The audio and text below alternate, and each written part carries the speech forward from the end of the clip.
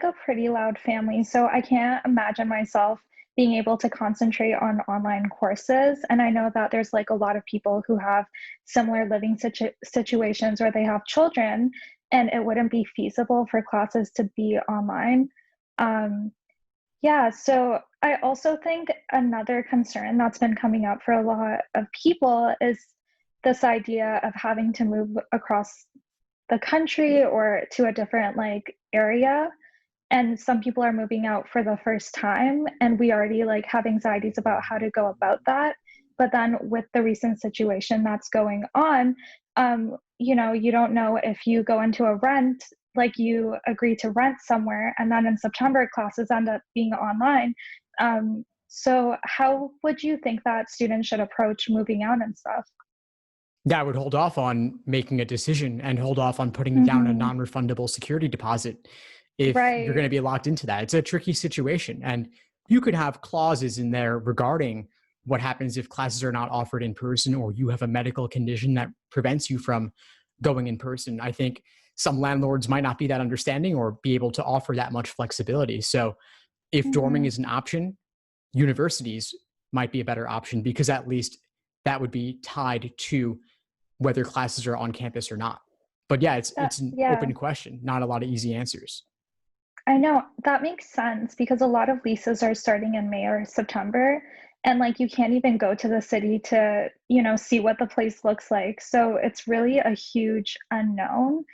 And what accommodations do you see, like, law schools giving students that are going into 1L and maybe might not have, like, the same experience that they would have if the situation was normal? Well, in terms of accommodations, what exactly do you mean?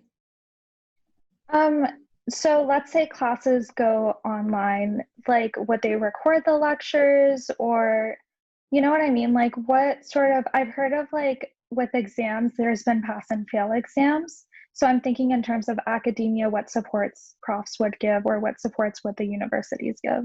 That's a good question. Yeah, I mean, I think Hmm. that they are likely to record all the classes. If they're being run online, then it's very easy to record them. It's built into the software, like Zoom, for example.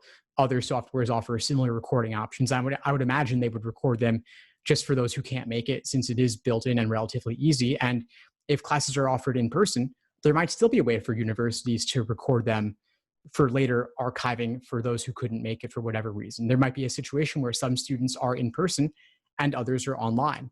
And it might be live online for the others, it might be recorded online for the others, but I do imagine recordings will exist. That's to me, that's a given. Right. Do you think it's possible? I read this on a forum somewhere, but people were basically talking about how maybe one or two courses might be in person and the rest might be in a remote situation. Do you think that's like a feasible kind of middle ground for universities to reach when it comes to law school? That's a tricky one because if you're offering some in Hmm. person, why wouldn't you offer all of them in person? Or if you're offering some online, why wouldn't you Right. do That's all of what them I was online? thinking too. Like it just wouldn't make sense, I could especially see if it. Go ahead, please. Sorry, thanks. Especially if like, students are, paying rent and moving all the way to somewhere else. Like it wouldn't make sense for most of your courses to just be online and then going in once or twice a week. Right, right. I think maybe I Mhm. could see a case where larger auditorium style situations, larger classes might be harder to socially distance in those cases. And so maybe for the larger introductory level classes with more students per class, I could see it being difficult to socially distance in those situations. And so universities would either need to offer more sections of that class, Mhm. which is more expensive from a labor perspective for the teachers or the professors, but then smaller classrooms like seminars, higher level course with fewer students per class, those might be easier to do in person. But if classes are offered in person, we're going to see extreme social distancing measures like half empty classrooms, every other seat Mhm. being empty, masks, quarantines. There might even be things like temperature checks to see if anyone Oh might be sick. wow. That's a possibility. I've seen in other countries where Mhm. students are wearing masks, like, but not just your regular simple mask, but like a full visor kind of mask To to be able really, to go to school. Wow, yeah. that's crazy. Yeah, well, universities and dormitories, especially, you have a lot Mhm. of people in a tight space where things are not always clean, and so they're really going to have to take a That's lot of true. measures to make it work. Yeah. Well, speaking of what you're saying, like given social life and like extracurriculars, how do you think that would look like? Me and my friend were joking that we would have like pub nights over Zoom. Hmm. Um, but I think that in 1L, meeting your peers and really connecting with them, and I feel like there's such a huge support system that it would just be weird not having those opportunities to really break the ice with them. So, how do you think that would look like? Yeah, we're navigating a new situation, and it's hard for me to imagine socializing with Mhm. strangers over Zoom for lack of the option of having it in person. So this is really a new frontier. I'm not sure what it'll be like. I could see a lot of extracurriculars still going forward, especially in the law school context, things like Mhm. clinics, things like journals, especially journals, given that they're publishing and they want to have a quarterly issue or a semester long issue, whatever, however they run those. And that's pretty easy to navigate over email and online, given that it's text. I could see that running fairly smoothly, but some of the others, it might be a somewhat lackluster experience compared to how it normally is. Right. Right. No, that makes sense. And I've heard like of 1L internships. I know a lot of students don't get them, but some of those have been canceled. And then summer opportunities have been canceled. So how would like a student, if they're trying to, make those networking and job connections, go about it in the situation? LinkedIn is your friend. LinkedIn, Facebook. I would be doing cold outreach, and doesn't even have to be totally cold. If you're finding Hmm. current students who are a few years ahead, or you're finding recent graduates, alumni, that could be an option too. I think if anything, this makes it easier to network because the only option is online. So they're going to be Right. more. Hmm. They might even be more receptive to it.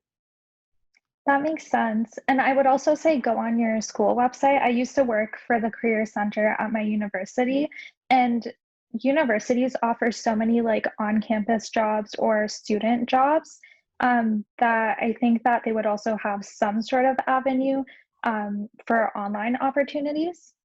Yeah, that's a great point, and I'm glad you brought that Hmm. up. Universities aren't going to this empty. They have plans. Right. They're working on this. I'm speaking with university administrators every day about what they're going to be doing, how they're going to navigate this, both from the admissions perspective and then how they're going to run their recruiting, how they're going to run 1L, because students are concerned, and every law school has to figure this out for themselves. And they're obviously coordinating, but Hmm. each one's going to be handling it differently. And so for anyone who's hasn't chosen a law school yet, hasn't committed yet, I would talk to the schools and see how they're planning to handle this and go with those who have more appealing plans and more appealing options. But they're going to help with the career stuff. They're also going to help with the extracurriculars. They're going to try and replicate as much as they can. So it may involve new uncharted territory with new styles of meetings, new styles of extracurriculars. But there's going to be a lot of time on Zoom video figuring this out Right. and connecting with others to recreate as much of the experience as possible.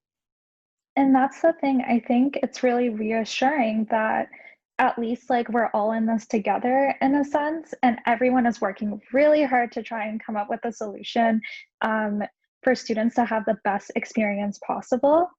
Um, there are some students though that are considering like deferrals.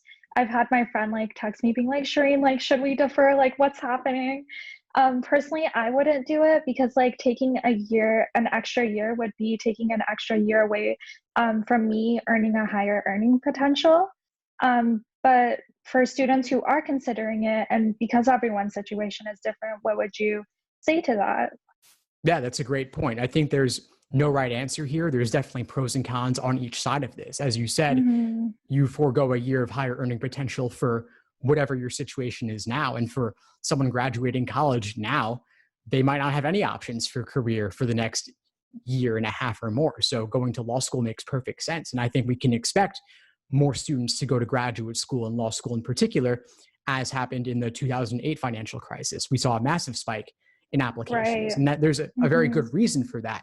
What that means, though, is that those applying this coming fall will have likely a more competitive cycle if that is in Oh, fact true. wow. So if you already Yeah. apply, if you already applied and you've got acceptances, it might be harder to go it again for next round as opposed to taking your options this round. At the same time, though, I could see someone not wanting to start 1L given all the uncertainty. But if you choose to go ahead with 1L, it may be less competitive. That's a really great point. I didn't even like think of it like that. But what about in terms of, just to play devil's advocate a little, what about in terms of tuition? Because law schools are so expensive. My bank account cries just like thinking of Mm-hmm. it. In Canada, it ranges from like $20,000 to $40,000. And like, given that it's very likely our experience won't be the same, as like a typical law school experience, what do you think about tuition? Do you think tuition costs will be impacted at all? Or um, how should students like wrap their heads around that? Yeah, it's a good question. And I could see not wanting to pay the entire full price of Hmm. tuition for a relatively lower quality experience or an uncertain Right. experience. And so I would say tell students, yeah, look for scholarships. Law schools are flexible. They're willing to accommodate. Hmm. They've already extended deadlines, and they will extend deposit deadlines even further to help students as they're uncertain about what their futures will be, especially if it involves potentially relocating. So I would talk to law schools, negotiate, but be friendly. Don't act like you have them over a cliff, because while they will be flexible given the circumstances and they are probably a little bit desperate, you Hmm. can only push them so far. And so if you can make a reasonable Right. argument about why you need discounted tuition, maybe you have other compelling offers, or maybe relocating is more expensive for you, or maybe you've been Mhm. personally hit financially because of the job market right now or stay-at-home orders right now. And so if you can make a well-reasoned argument with some specific numbers to back it up, like the cost of relocating, the cost of living in that area, or how you've been personally affected, they're probably going to be willing to work with you to some extent. But I wouldn't aim to Right. hammer them to get tuition for a tenth of the price compared to what it normally is.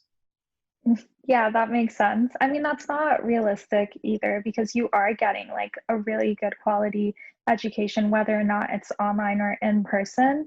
And I would say, maybe like treating it like you would normally. In Ontario, we have OSAP, which is like financial assistance programs, look into student lines of credit, try to maybe see if you can do an at home job just to save up some money.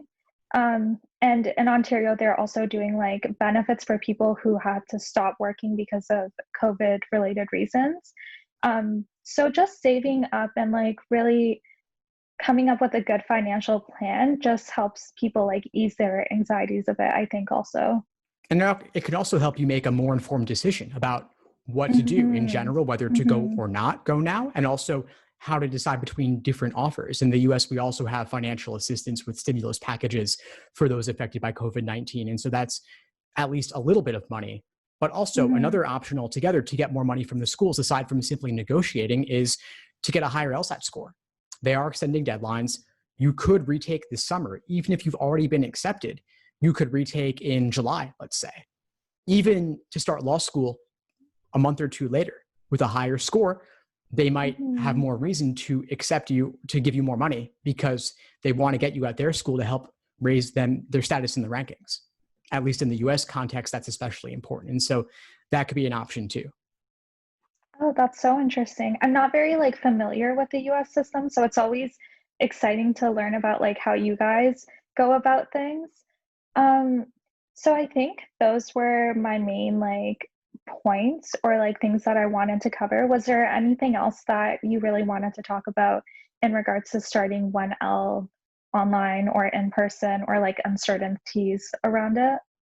Yeah, sure. It's these have been great points, by the way. I think you've hit all the major areas. I don't Thank you. Yeah. Yeah, of course. I don't know that there's anything in particular I would add in addition, although I would say talk to the schools. I would emphasize that again. Talk to the schools and see what their plans are. Hmm. They're not necessarily going to have a lot of answers, but they are accessible and they can give you some insight into what they're considering and what they're planning for the future. So if you have questions about what are extracurriculars going to be like, what's it going to be like to go to class, I guarantee you they're thinking about this every single day. And they may not have Hmm. all the answers, but they've at least got some plans and some ideas. And they're also flexible. So if you can't decide in May and you need until June or July, they could work with you on that. You don't have to make a decision now. Right. And, it may not be an ideal first year situation. And I think it's important to be sensitive to people's like anxieties around it and recognize like their feelings as valid. But like on a positive note, as future lawyers, I think we're very creative in general, and we always come up with great solutions to persevere in challenging times. And I'm sure, like, for those who are starting 1L, they're going to do the exact same thing and they're going to still have an amazing law school experience regardless. Exactly. And you'll still graduate with the same degree at the end of the day. And Mhm. hopefully this won't go on for too long. So at least second semester 1L or 2L and 3L will hopefully and more likely be relatively more normal experiences. Exactly. Well, thank you so much for having this talk. It was a really great experience. I learned so much. Um, yeah, thank you. Thank you as well. And I'll just invite folks watching on your end to come Mhm. over to my channel, the LSAT Unplugged YouTube channel and podcast. I've got plenty of Mhm. material on both LSAT prep and law school admissions. So, and folks can feel free to reach out to me directly, Steve Schwartz, as well. And I'll be sharing more updates on the LSAT flex changes, law school admissions changes, as well as anything else related to this whole COVID-19 situation. And for folks watching on my end, do you want to share a little bit more about yourself and your channel? Yeah, for sure. So my channel is called Legally Brunette. I do law related videos and also a little bit of lifestyle related videos in the mix. And I would love it if you checked out my channel. And if you like my content, please subscribe. Awesome. Well, thanks for a great collaboration. Let's keep in touch. Thank you. Yeah, you too. Bye. Thanks for tuning into the show. Please subscribe if you haven't done so already to be notified of new episodes as I release them. And feel free to reach out if you need anything at all as you move forward with your prep. I'm happy to help however I can. In the meantime, I'll wish you all the best and take care.